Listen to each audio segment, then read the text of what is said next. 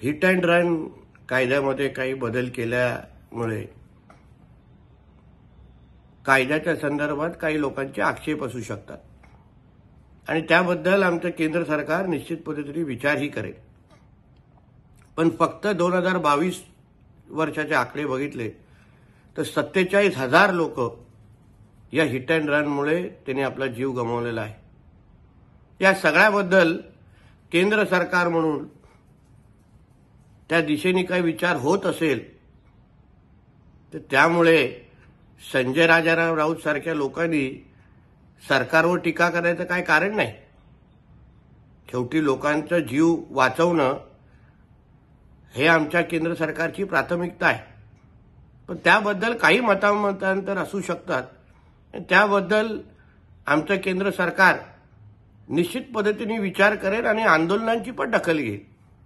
पण ह्या निमित्ताने राज्य सरकारवर टीका करणारा हा संजय राजाराम राऊत थोडं तरी त्याच्या मालकाच्या मुलाच्या कारनाम्याकडे बघितलं असतं ना तर मग हिट अँड रन बद्दल बोलण्याची हिंमत पण झाली नसती। आता कितींदा कुठे कुठे हिट झालाय आणि कुठून कुठून रन झालाय तुझा मालकाचा मुलगा ह्याची आता यादी दाखवायला गेलो तर महाराष्ट्रामध्ये तुम्ही फिरू पण शकणार नाही। त्या दिशा सायलेंट मर्डर केसमध्ये कोणी बॉडी कुठे टाकली आणि कसं तिथून पळून गेले हे आता पोलीस चौकशीत बाहेर येणारच आहे। म्हणून हिट अँड रनच्या वर बोलण्याचा नैतिक अधिकार संजय राजाराम राऊत आणि त्याच्या मालकाला नाहीच आहे हे मी ठणकावून सांगेन। भांडूपमध्ये बसून सोम्या गोम्यानी महाविकास आघाडी आणि इंडी बैठकीच्या जागा वाटपाबद्दल बोलू नये। तुझी लायकी किती आहे हे तुझ्या मालकाला काँग्रेस पक्षश्रेष्ठींनी खडसवलंय ह्याची बातमी आमच्याकडे आहे। उद्धवजींना म्हणे स्ट्रिक्ट आदेश 10 जनपदच्या मातोश्रीवरून आले की संजय राजाराम राऊत थोबाड बंद करा आणि म्हणून तंबी मिळाल्यानंतर एरंडेल सारखा चेहरा झालेला आहे।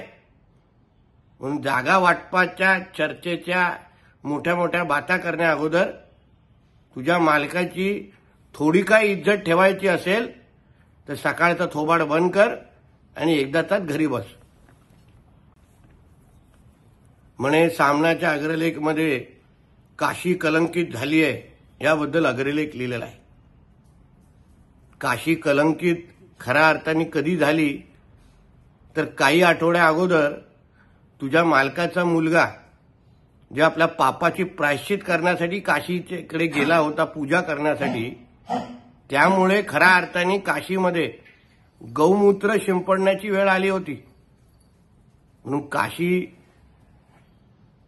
शुद्ध ठेवण्याचं काम आमचं हिंदुत्ववादी विचारायचं केंद्र आणि राज्य सरकार निश्चित पद्धतीने करेल।